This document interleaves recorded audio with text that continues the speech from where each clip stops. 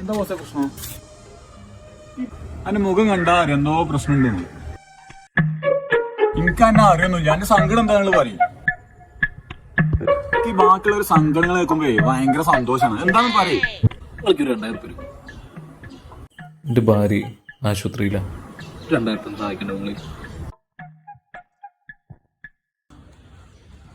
2000 ഒന്നും ഉണ്ടാവില്ല ബോസ്. ഒരു 1000 വേണേ തരാം.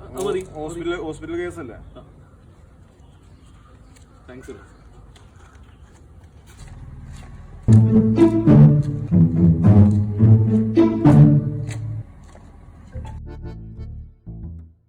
അല്ല ബോസേ, എന്താ ഓനായിട്ട് ഇടപാട്?